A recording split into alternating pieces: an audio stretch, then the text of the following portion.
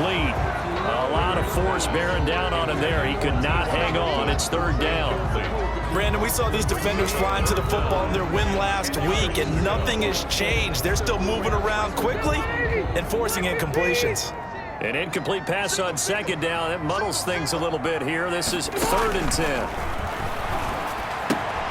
Into the hands of his running back, Marlon Mack. And he'll be stopped at the 27-yard line, well short of the first down marker. Only 2 yards, and it'll be a punt on their opening possession. There's an example of good situational football being played by a defense. They understood where the third down play was, the down and distance, and made sure that they didn't get anywhere near that, bringing up 4th down. Yeah, they were sniffing out that marker, didn't want to let him get close to there, and now a likely 3-and-out to start. Yeah, I love the way they rallied to the football and got to him and made sure he didn't give up much run after catch. He was only asked to punt once in the victory last week as he sends this one away. This will be fielded at the 17. Great blocking on the return. It springs him for 25. And that will come the offense as they take over. At their own 42-yard line.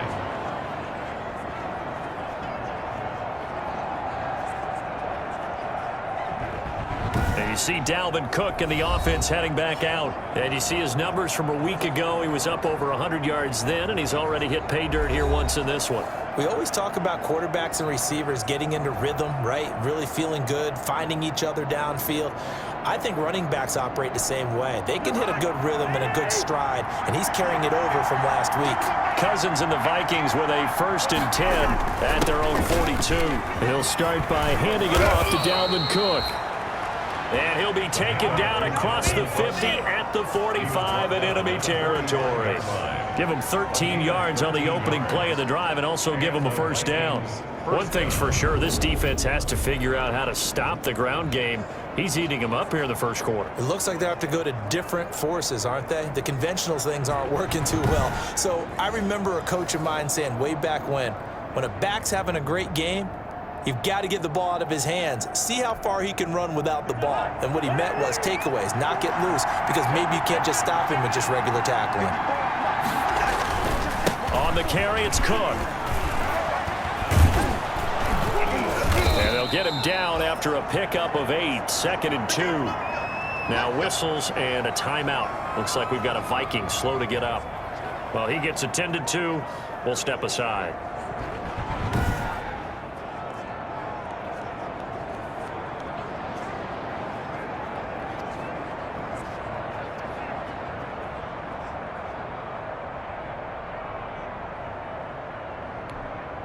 Eight yards the tally on that first down run. Here's 2nd and 2.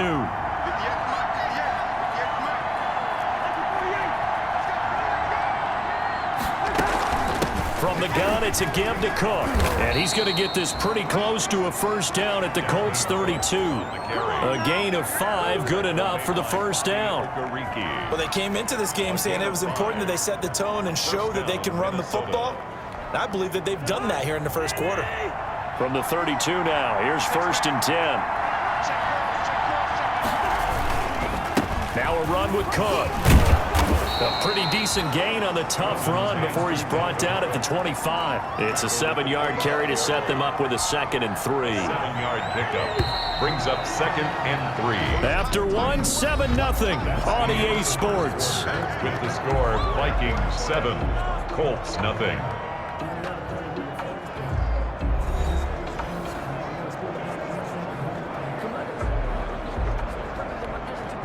Second down and 3.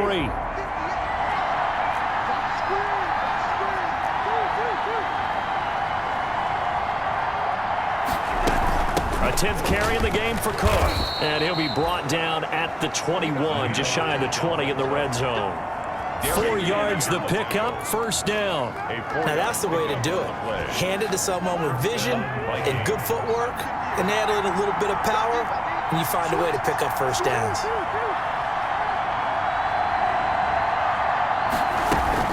First down, here's the run with Cook.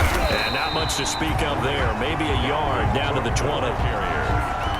He's had success on this drive, but not on this play. Finally, they bowed up defensively. I think they were determined not to let him take it pretty much all the way down the field. Yeah, it looks like they handled their run responsibilities correctly this time. What we call them run fits, everyone was in the right place.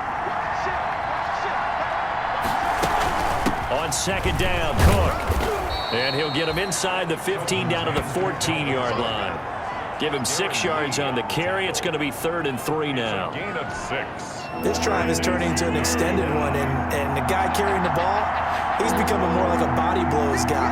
Every carry is putting some damage on the defense. So after a while, I'm not too sure how many guys are going to want to run up and tackle him.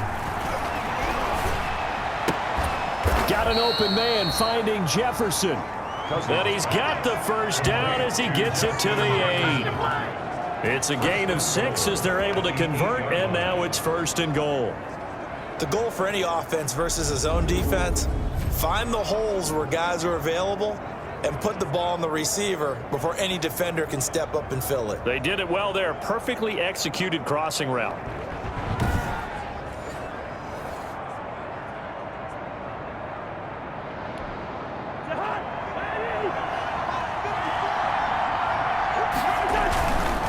They'll run with Cook.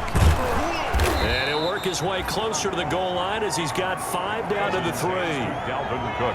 And a nice job defensively to keep him out of the end zone. He was trying to get his second touchdown already in the first half. They had that one earlier, was bidding for a second. So the ball position now at the 3. Here's 2nd and goal. They try again with Cook. Fights 3 yet again. And he's going to get this back to the 3-yard line and no further. The ball carrier. It'll go as no gain on the play, and now they're looking at a 3rd and goal. A big play forthcoming. Here's 3rd and goal.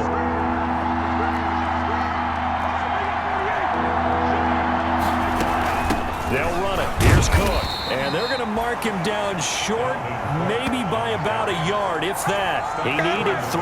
He got 2. Now that'll set up an interesting situation here on 4th and a yard. This is a long drive offensively. Wouldn't you hate to end this with just 3 points? Doesn't it feel like during a ball game you have certain narratives going on and there's certain drives that seem to take on just a bit more importance than others? This feels like one of those, doesn't it? To me, 3 points here, a major letdown. This is the time to go and put 6 on the board. Dan Bailey. So Cousins heads to the Vikings sideline, and on is Dan Bailey to try the field goal. Oh, they flip it to the kicker. He looks like he's going to throw it. The fake field goal catches everyone by surprise. And the Vikings are going to widen that advantage. There's not much that's perfect in football, but that's about as close to it as you're going to get. Score, force a punt, score again. And both drives were impressive. The opening drive was, that last one was. Now on the other side, though, what's your psyche? You're really behind the 8 ball. You got to make sure you just hold in there. Survive the early storm, relax a little bit, and try and get back to your game plan. It's way too early for panic. And it's good to make it 14-0. That one in the books as a 12-play drive. And it's polished off by a Viking score.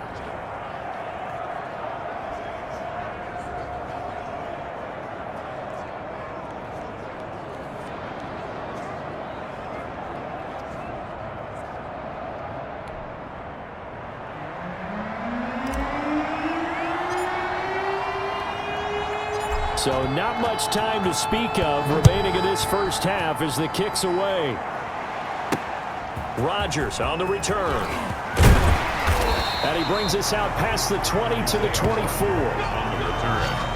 The Colts take over 1st and 10 at their own 24. A reminder, still some good games coming up here in Week 2 of the NFL. Later tonight, a rematch from that Super Bowl a few years back. New England visits Seattle up in the Northwest. And then on Monday night, we'll be there. The first regular season NFL game ever played in the state of Nevada. The New Orleans Saints and the Las Vegas Raiders from Allegiant Stadium. That should be something. This will be stopped about 2 yards shy of the marker. 8-yard gain, 2nd and 2. 2 minutes to play, first half. It's 14-0. Brings up 2nd and 2.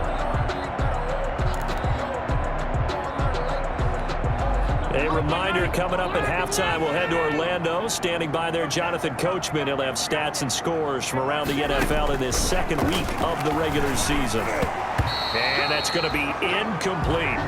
There to knock that one away defensively, Eric Kendricks. That's a nice job there because you've got to play the ball, not the man when in coverage. That'll keep you away from a lot of needless penalties, and he's able to knock that one away. After the incompletion, here now, 3rd and 2.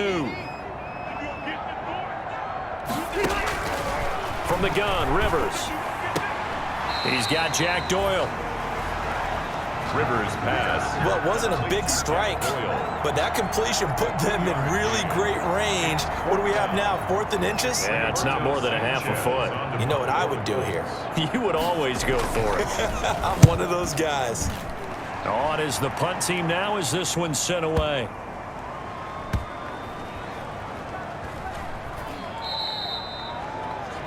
You rarely call your punter a weapon, but he certainly was there. How about that? Pinning him down at the 1-yard line and helping out the defense in a big way.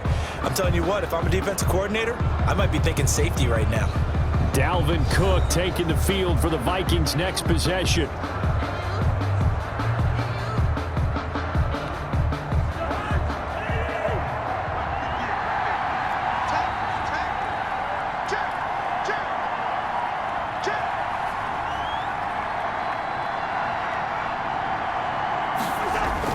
First down, here's Cousins. And this one hauled in by Rudolph. Cousins. And he'll take this one up to about the 6-yard line. A gain of 6 there on first. Brings up now that's staying ahead of the chains. Really good pickup on first down, hitting the tight end there. Now it brings up a 2nd and manageable. Just found a hole in that zone. 6 yards was the pickup on the last completion, so here's 2nd and 4.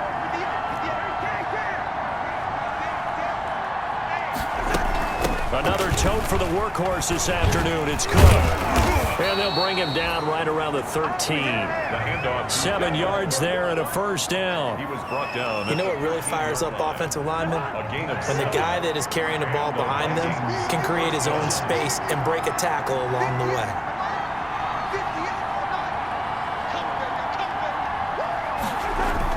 Cousins on first down. And that is incomplete. He couldn't hold on through the contact. Brings up 2nd down. Incomplete. Normally you think the tight end's going to be able to catch the football and handle that contact, but in this case, maybe a little too much target to hit. That one was timed well. Incomplete. This one brought in by Jefferson. And he'll go down right on the edge of the red zone following a pickup of about 7 or 8. A gain of 7 yards. Well, the evidence is once again presented why he was such a top target at LSU, and Justin Jefferson carrying that over to the NFL. He's what a lot of people call a natural pass catcher. What I love about him, his ability to play the ball in the air, and at the moment of truth, go up and take it from a defensive back. This guy is smooth.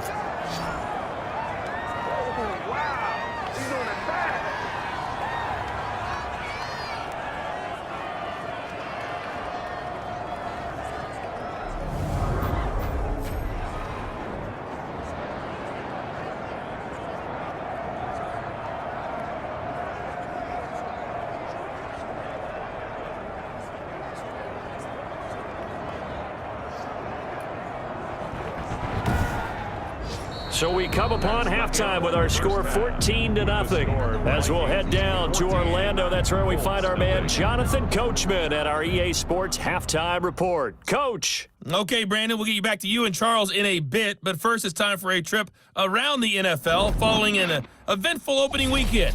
Let's see what's happening in Week 2. We'll get our tour started out at venerable Soldier Field in Chicago, and it's the Giants who are out in front in the second quarter. Sterling Shepard, a touchdown reception. From there, we head down south to Tampa to check on the Bucs at home at Raymond James Stadium. And they've got the lead in their ball game over the visiting Carolina Panthers. Tom Brady at it again. 3 touchdown passes. Finally, let's get up to the place they call Titletown, Green Bay, Wisconsin, to see what's happening with the Packers. And they trail the visiting Lions in that one. 2 touchdown passes for Matthew Stafford. In the game you're watching, it's been Kirk Cousins with a hot hand in the first half. His guys have a 2-touchdown lead as we hand it back over to Brandon Godden and Charles Davis. All right, Coach, thank you, and we welcome everyone back for quarter number 3.